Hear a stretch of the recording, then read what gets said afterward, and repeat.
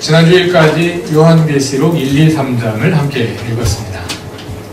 그동안 함께 확인한 것처럼 계시록 1, 2, 3장은 종말에 일어날 일들에 대한 환상이 아니라 소아시아 7교회에 주는 예언적 권면입니다. 많은 사람들이 계시록에서 기대하는 신비한 종말 환상 이야기는 4장에서 시작됩니다. 그 종말 시나리오는 요한 당시로부터 시작하여 로마의 멸망을 거쳐서 예수의 재림과 역사의 종말을 향해 나아가는 구조로 되어 있습니다. 유튜브 동영상 셋째 강의에서 그 줄거리를 요약하여 설명드렸습니다. 오늘부터 이어지는 설교는 그 줄거리를 좀 더 자세히 풀어서 살펴보고 본문을 통해 하나님께서 오늘 우리에게 주시는 말씀을 듣고자 합니다. 계시록 4장 1절은 그 뒤에 내가 보니 라는 말로 시작됩니다. 여기에서 그 뒤에란 1, 2, 3장에 나오는 첫 번째 환상을 보고 난 다음에 라는 뜻입니다. 계시록에서 요한이 본 첫 환상은 1, 2, 3장에 소개되어 있습니다. 계시록 1장 9절 이하를 보면 요한은 반모섬에서 어느 주일에 성령에 사로잡힌 가운데 자신의 뒤에서 들리는 나팔 소리와 같은 음성을 듣고 예수의 환상을 보았습니다. 그것이 3장까지의 내용입니다. 계시록 4장 1절이 말하는 그 뒤에란 그 첫 환상을 보고 난 후에 라는 뜻입니다. 그러니까 이제부터 둘째 환상 이야기가 소개된다는 뜻이겠죠. 요한은 무엇을 보았을까요? 계시록 4장 1절에 이어지는 내용을 보면 요한은 하늘에 문이 하나 열려 있는 것을 보았습니다. 한번 상상해 보시지요. 그 문이 어떻게 생겼을까요? 사실 그 문이 어떻게 생겼는지는 중요하지 않습니다. 중요한 것은 그 문의 역할입니다. 이 문은 이 땅과 천상세계를 나누는 경계선이자 동시에 두 세계를 연결해주는 연결점이기도 합니다. 이제 이 문에 들어섬으로써 요한은 하나님의 보좌로부터 비롯되는 종말 구원의 비밀을 접하게 될 것입니다. 그리고 우리도 요한과 함께 그 비밀의 소유자가 될 것입니다. 그 하늘의 열린 문으로 들어서는 순간 계시록의 언어도 달라집니다. 계시록 앞부분에서는 일부를 제외하고는 비교적 사실적인 언어들이 사용되었습니다. 그것은 예수님이 불러주신 것을 요한이 그대로 받아 적은 것이기 때문에 신약성경의 다른 편지들을 읽는 것처럼 대체로 문자적으로 이해해도 큰 문제가 없습니다. 그러나 4장부터는 달라집니다. 4장 이하의 내용은 요한이 본 환상, 사람의 말로는 다 형용할 수 없는 장면들을 우주의 스크린에 투사한 묵시적 언어입니다. 묵시적 언어는 상징적이고 비유적입니다. 그래서 이제부터 나오는 내용은 문자적으로 이해하시면 안 됩니다. 요한이 눈을 들어 하늘의 열린 문을 봄과 함께 그가 1장 10절에서 들었던 나팔 소리와 같은 음성이 다시 들려왔습니다. 그 음성은 요한에게 이리로 올라오거라, 반드시 일어나야 할 일들을 너에게 보여주겠다 하고 말했습니다. 우리도 그 음성을 따라 요한과 함께 그 문으로 들어가 보기로 할까요? 안전벨트 확인하시고요. 언어가 바뀌니까 언어 시스템도 리셋하시기 바랍니다. 자, 올라갑니다. 그런데 다행히 올라가는 과정이 그리 번거롭지는 않았습니다. 4장 2절을 보시면 요한은 성령에 사로잡혔고 어느새 이미 하늘로 올라와 있습니다. 요한이 올라가 처음 당도한 것은 다른 것이 아니라 하나님의 보좌 앞이었습니다. 말하자면 요한이 하나님의 어전을 참관하게 된 것인데요. 이 하나님의 어전 장면이 4장과 5장에 계속 이어집니다. 먼저 계시록은 4장에서 그 어전의 모습을 묘사합니다. 그리고 5장에서 계시록 종말 이야기의 발단이 되는 한 사건이 일어납니다. 오늘은 4장을 읽어보고자 합니다. 먼저 계시록 4장에 묘사되어 있는 하늘 어전의 모습을 간략히 살펴보고 그 장면의 의미를 함께 찾아보도록 하겠습니다. 본문 4장 3절을 보시면 휘황찬란한 보좌가 나타납니다. 그리고 4절과 5절을 보면 보좌 둘레에는 또 다른 24개의 보좌들이 있고 그 보좌에 24 장로들이 앉아 있습니다. 그리고 6절 후반부 이하를 보시면 하나님의 보좌 가운데와 그 둘레에 4 생물이 있습니다. 7절에 의하면 첫째 생물은 사자와 같고 둘째 생물은 송아지와 같고 셋째 생물은 얼굴이 사람과 같고 넷째 생물은 날아가는 독수리와 같았습니다. 다시 공간적으로 정리해보자면 어전 한가운데 하나님의 보좌가 있고 그 보좌에 밀착되어 4 생물이 있고 그 바깥쪽에 24 장로들의 보좌가 둘러서 있는 모습이라 할 수 있겠습니다. 이 4 생물은 무엇이고 24 장로들은 누구일까요? 계시록이 명시적으로 설명해 주지 않기 때문에 추측할 수밖에 없습니다. 그래서 이건 역시 어떤 주장이 확실히 맞다고 입증하기도 어렵고 틀리기도 입증하기도 어려운 그런 주제입니다. 그런 주제는 가급적 다루지 않고 지나가기로 했는데요. 그래도 이에 대해서는 한번 생각해 봐도 괜찮을 것 같습니다. 여러 가지 해석들 가운데 비교적 설득력 있게 들리는 것은 보좌 주위의 4 생물은 모든 창조 세계를 대표하는 존재들이고 24 장로는 모든 성도들을 대표하는 존재들이라는 것입니다. 24라는 숫자에 대해서는 계시록 21장 12절과 14절을 참조할 수 있는데요. 계시록 21장에 의하면 24라는 숫자는 이스라엘 12지파와 12사도를 합한 숫자입니다. 그렇게 본다면 24 장로는 유대인과 이방인을 포함하는 모든 성도들을 대표하는 존재들이라 할 수 있겠습니다. 온 세상 사람들을 유대인과 이방인으로 나누는 것은 어떤 사람들의 방식일까요? 유대인들의 방식이겠죠. 계시록의 저자 요한이 유대인임을 보여주는 한 단면입니다.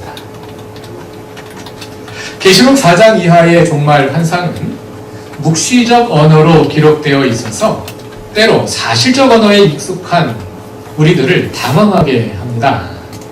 계시록 4장에 사용된 동사들의 시제도 그 가운데 하나입니다.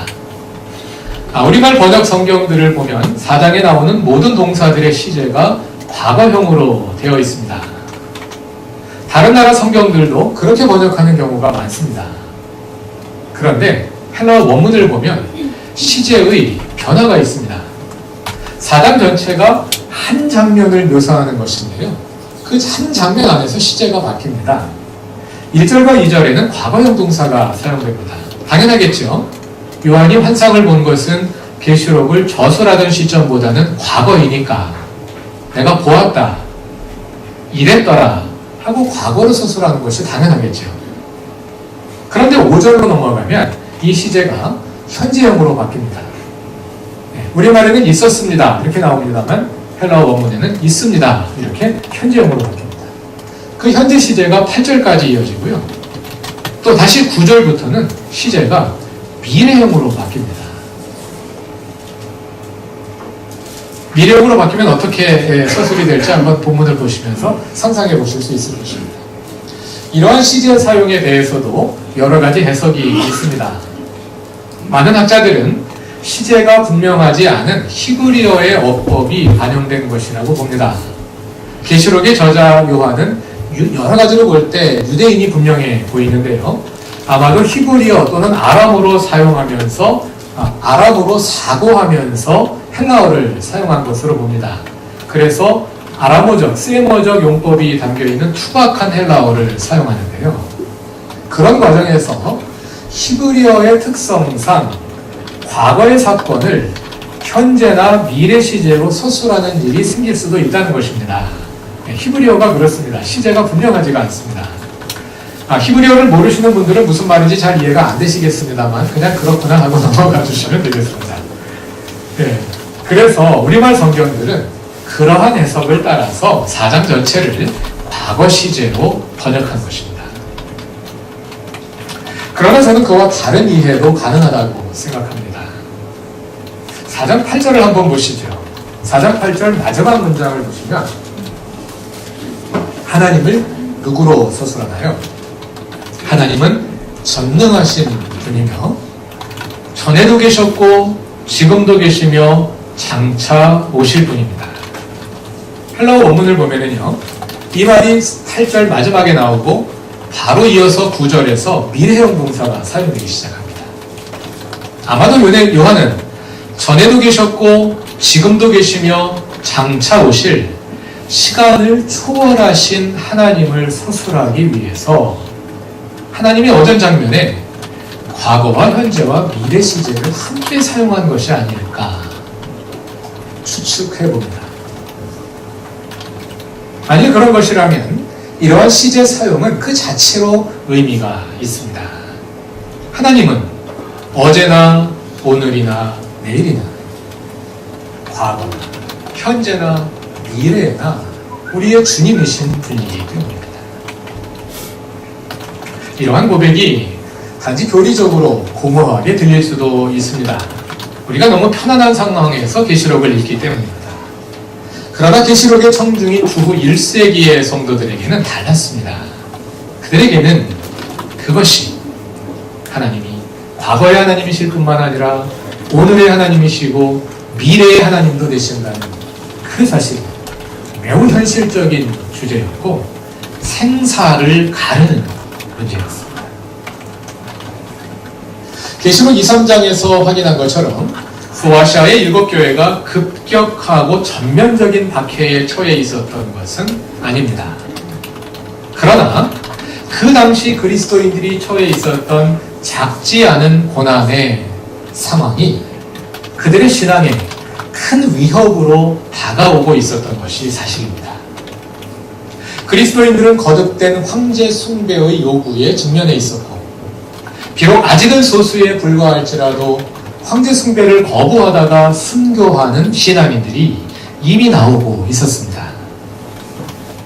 계시록의 무대인 소아시아 지방에서는 로마 제정의 첫 황제인 아우구스투스가 등극하자마자 황제 숭배가 시작되었습니다. 그리고 계시록 저술 당시의 황제인 도미티아누스는 노골적으로 자신의 신격화에 나섰던 황제들 가운데 하나입니다. 그것을 암시적으로 보여주는 것이 계시록 4장 11절입니다. 11절을 보시면 하나님을 가리켜 우리의 주님이신 하나님이라고 부르지요. 이 호칭에는 배경이 있습니다. 헬라어로 호큐리오스 카이호 세오 세몬인데요. 이것을 라틴어로 직역하면 도미누스 앳 데우스 노스테르가 됩니다. 도미누스 앳 데우스 노스테르. 그런데 로마 황제들 가운데 자신을 이 호칭으로 부르라고 요구한 자가 있었습니다. 로마 역사가 스웨토니우스가 쓴 황제들의 생애 데비타 카이사룸에서 도미티아누스 편 13장을 보면 도미티아누스가 지방 총독들로 하여금 자신에게 서신을 보내거나 인사를 할 때 자신을 도미누스 앳 데우스 노스테르, 우리의 주 하나님이라 부르도록 요구했다는 기록이 나옵니다. 이것이 소아시아의 그리스도인들이 직면해 있던 현실이었습니다. 게다가 엎친 데 덮친 격으로 계시록 2, 3장이 사탄의 회당이라 부르는 비그리스도인 유대인들이 로마의 공권력을 이용하여 그리스도인들을 박해하는 일까지 일어나고 있었습니다. 이러한 상황은 그리스도인들로 하여금 과거 네로 황제가 로마의 그리스도인들을 박해했던 그 악몽을 다시 떠올리게 했을 것입니다. 그리고 앞으로 다가올 극심한 박해를 예상하게 했을 것입니다. 그런데 한편으로는 이러한 상황에서 명민하게 현실과 타협하는 사람들도 있었습니다. 바로 니골라당이라 불리는 사람들, 그리고 거짓 예언자 이세벨을 따르는 사람들이었습니다.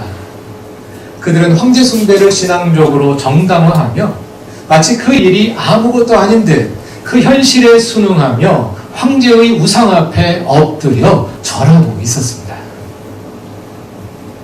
이러한 상황은 신앙을 지키고자 하는 그리스도인들을 곤란에 빠지게 했을 것입니다. 무엇이 옳은 것일까? 누가 옳은 것일까? 그냥 눈 딱 감고 황제의 우상 앞에 엎드리는 것이 지혜로운 건 아닐까? 하나님은 살아계실까?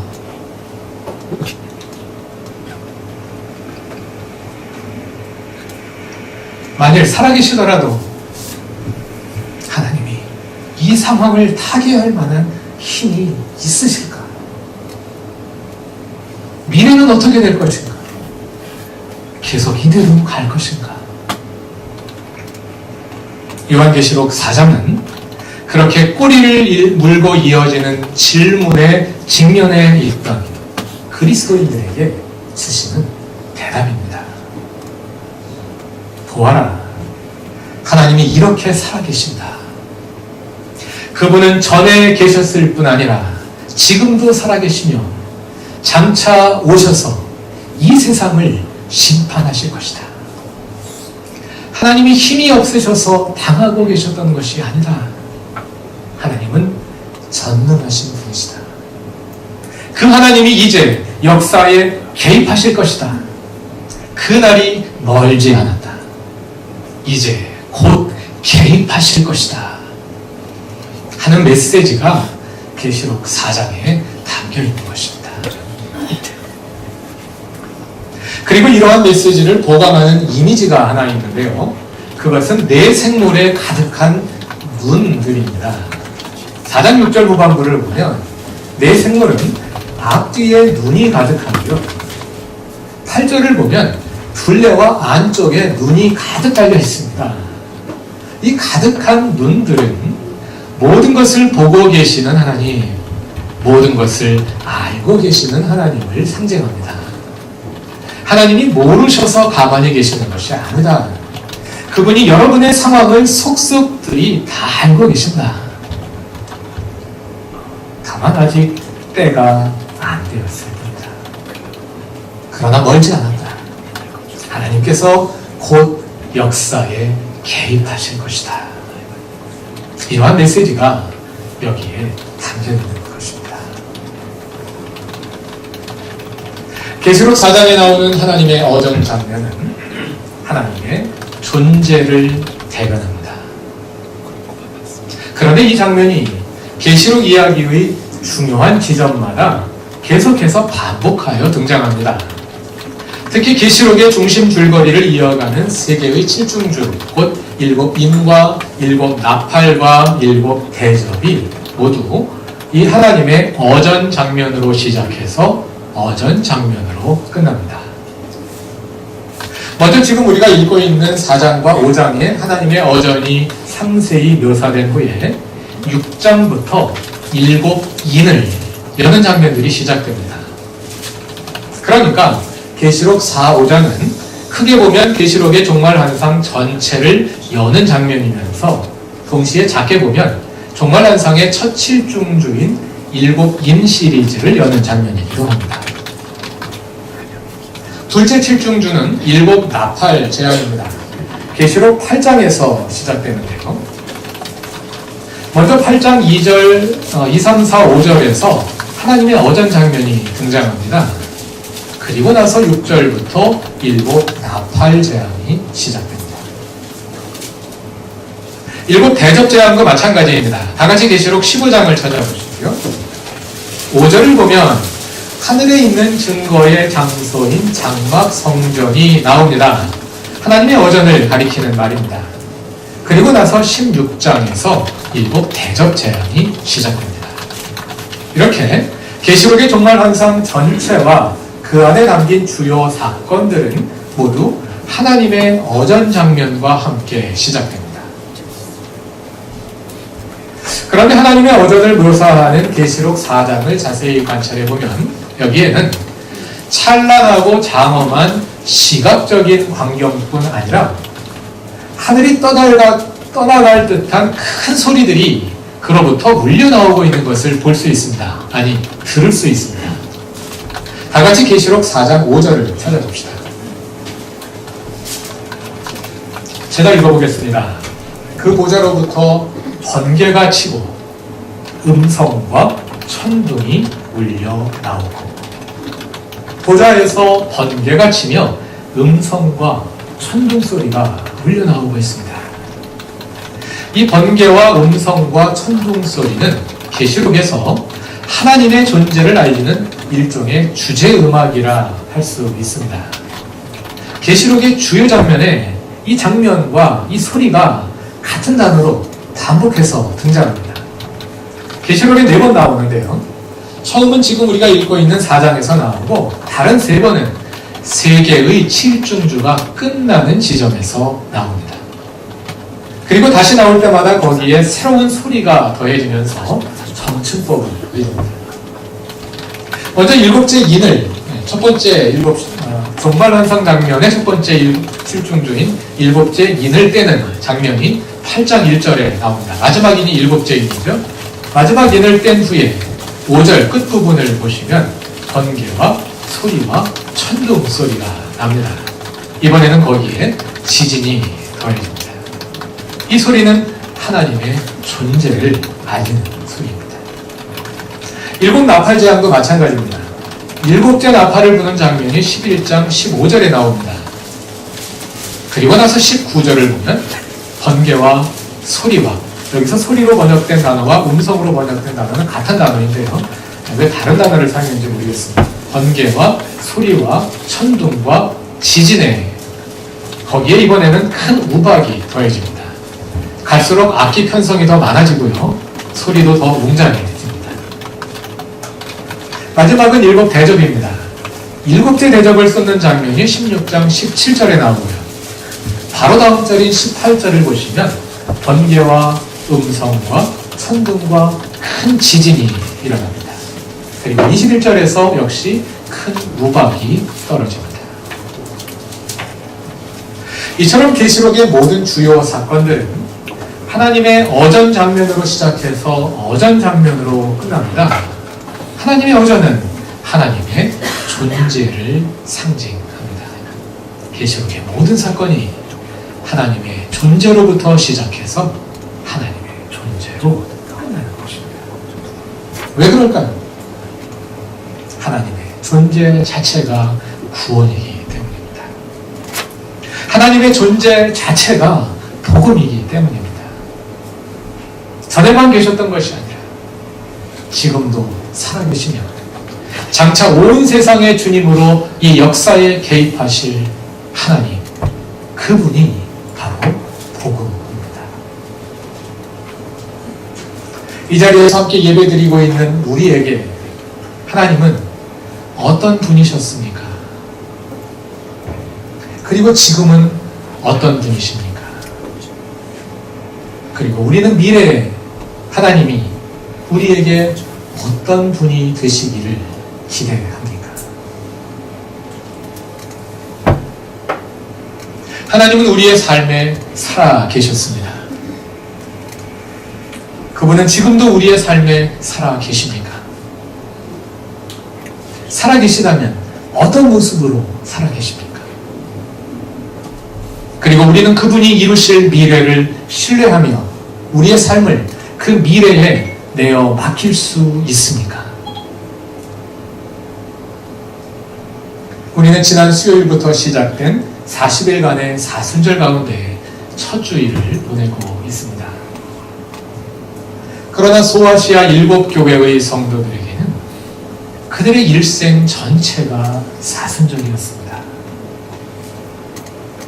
그들은 그 사순절 고난의 삶 속에서 주님의 다시 오심과 함께 누릴 부활을 소망하며 오늘의 아픔을 견디어냈습니다.